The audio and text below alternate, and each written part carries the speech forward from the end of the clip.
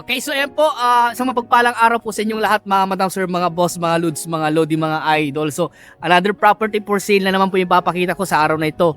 Andito naman po kami ngayon sa bayan po ng Gimba, lalawigan po ng Nueva Ecija. Okay, yun po, mayroon pong sukat na 3.5 hectare na mayroon pong presyo na 1,600 pesos per square meter. So tara, check natin itong property na ito.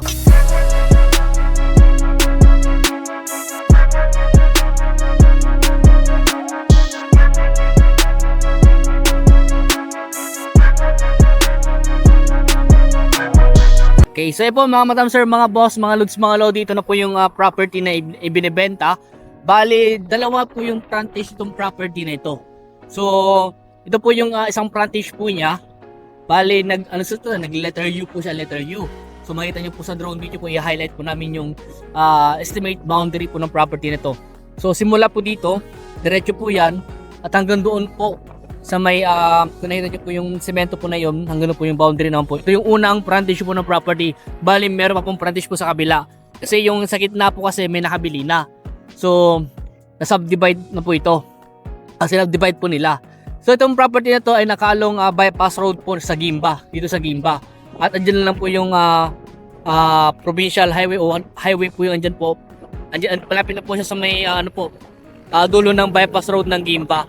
So yan po yung way na papunta po sa town proper po ng Gimba.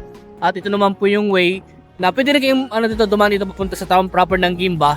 At ito naman po yung papunta po sa T-Flex Victoria.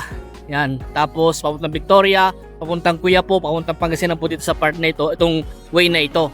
So ito po sa property po na ito, dito sa part na ito, sa may isang frontage po niya, meron pong dalawang mangga at bukid. Dito sa part ito may konting tabon. Merong ito, rampahan dito. Ayan, tapos power line. Andun po yung power line sa may dulo po ng bypass road. So, ito po 3.5 hectare po na mayroong presyong 1,600 pesos per square meter. Kung gusto niyo pa i-negotiate yung presyo, yung mismong seller na pinakakausapin natin. So, puntahan naman natin yung sa isang side po ng property na ito. Bali po kasi itong part na ito may nakabili na. Ayan. So, ito diretso po ito. Hanggang dun po sa may mga kahoy po na yun, yung po yung boundary daw. At ito naman po yung isang frontage naman po ng property na ito. Yan. Nag-letter U kasi siya. Kaya tapos bali tatlong pinitak po kasi sa tatlong pinitak. Ito po itong part na ito may nakabili na nasa 4,000 na yata eh. So, nasa 5,000 square meter yata yung nabili po nila dito. At ito naman po nakasegregate na daw, boss. Nakasegregate na daw po. At ito naman po yung isang frontage po niya. So simula po dito, diretso po yan hanggang sa may mga kahoy po doon. Yan, hanggang sa may mga kahoy po doon. Dito lang po meron din po siyang dalawang mangga. Ayan, nandito po yung dalawang mangga. At kailangan po talaga po magtabon kasi mas mataas po yung bypass road kaysa sa property. At simula po dyan hanggang dito po, siguro estimate ko po nasa mga nasa mga 25 to 30 meters po yung kanyang entrada. Ayan. So, dito sa part na ito, may bakod na po hanggang doon sa may puno ng mangga doon. Pero, doon sa part sa banda ron, wala na pong bakod.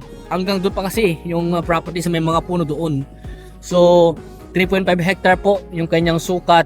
At sabi naman po ng source mo, nakasegregate na daw po ito. At sabi naman niya may sari-sariling titulo na yata daw eh. Yun naman po sabi niya. Pero i-check pa rin po natin. Try po namin humingi ng dokumento sa aming source kasi may naglapit po sa amin. So ito po yung bypass road. Ayan, may mga solar light na rin dyan. Straight light.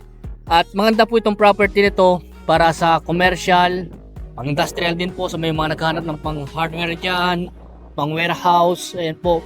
Maganda po itong property na ito dahil ilang metro lang po ang po niya sa may highway.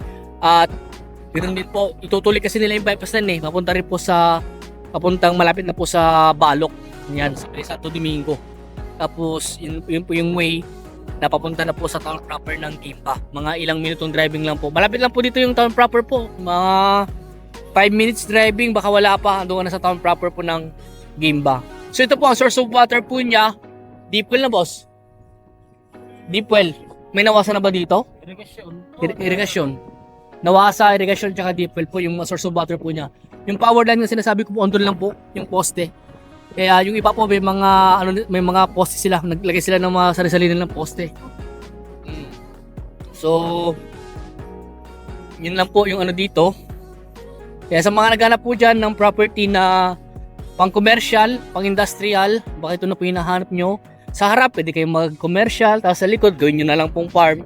Ayan, tapos sa mga katapat po ng property, mga katabi po ng property, may mga bahay na rin po dyan, may mga commercial establishment na rin po dyan, may mga restaurant, may mga coffee shop na rin po dyan, may mga yung gasoline station, ayan po. Kaya dito po, sa bandar yun, may mga restaurant po dyan, mga kainan. Tignan niyo po yung mga, may mga kabahayan na rin po. Kaya hindi po nakakatakot din sa area. At mga po ito talaga para sa commercial. Ayan. So, ayan po, hindi ko na po mapuntahan yung ibang part. Yung drone video na lang po yung magdadala po sa inyo doon. Kagaya po ng talaga magtatabon po talaga. Kagaya po sa kabila, nagtabon po sila pero konti pa lang na itabon nila. Dito po talaga, kung gusto mo talaga maipantay sa bypass road, talaga magtatabon po tayo. Dito may tabon na siya. Kaso nga lang, konti pa rin po yung tabon. Dadagdagan na lang ito. Kaso nga lang, malit lang yung tabunan nila. Siguro na sa mga 100 square meter lang po siguro. O baka wala pa yung tinabunan nila pero konti lang. So, ayun po, may mga puno rin po ng mangga. Ay, doon pala sa kabila, may mga puno pa ng mangga doon. Sa isang side ng property doon sa isang frontage po niya.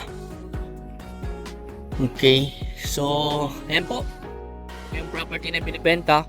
Sa mga naghanap po dyan ng pang-commercial, baka ito na po yung nahanap nyo. Kung gusto nyo mag-viewing po sa property na ito, mag-schedule lang po kayo. Tawagan nyo lang po ako para masamahan po namin kayo dito sa property. At ganoon din po, sa may mga katanungan, tumawag lang po kayo sa akin. Plus naman po sa screen yung aking contact number. Yung number ko po din, nakaregister po sa Viber, sa WhatsApp. At pwede nyo rin kontakin sa Messenger po. Okay po? So, sa mga bago pala sa aking YouTube channel, please paki-subscribe, paki-hit yung notification bell para ma-update po kayo sa mga binablog po namin mga property na kagaya nito. Ganoon din po sa aking Facebook account, paki-follow nyo po ako. Ayan. So, maraming salamat po and God bless po sa ating lahat.